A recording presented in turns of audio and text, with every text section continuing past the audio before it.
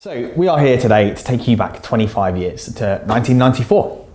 With monumental events such as O.J. Simpson being arrested for 2 murders, Nelson Mandela becoming president in South Africa, Britpop, the battle of the bands between Oasis and Blur, and some mega films. We are Livless, and we're going to be talking to you today about The Shawshank Redemption, the #1 film of the last 25 years.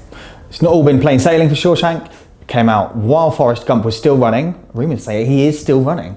And it premiered on the same day as Pulp Fiction as well, actually. So yeah, a challenging one for Shawshank. We're going to go into some more detail in just a minute.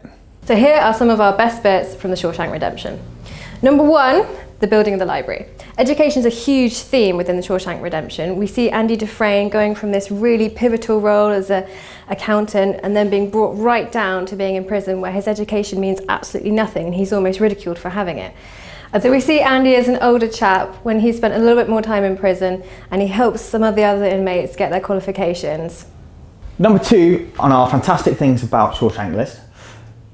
Have you ever had that feeling where you've shared something that you really love with a group of friends and they fall in love with it straight away? Well, this is exactly what Andy Dufresne does in Shawshank when he's in the warden's office. You know that scene where he gets the record, puts it on and broadcasts it to the entire prison?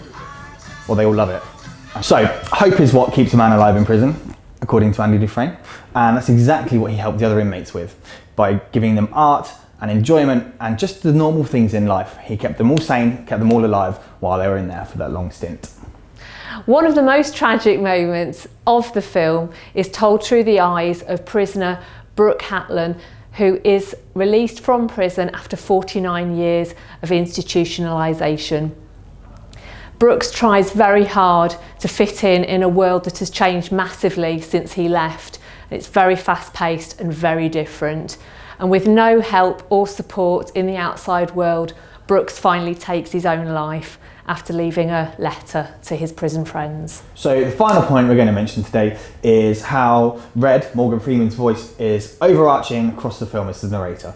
And nowhere else in the film really is this highlighted better than one of the scenes where the prisoners are all on the roof and after a hard day's work, Andy's convinced the guards that everyone should get beers. He doesn't even want one himself. He just wants to see normal people having, a normal experience for once, which is obviously a rare occasion in a prison. So we've been Livless. Thanks for watching. Bye.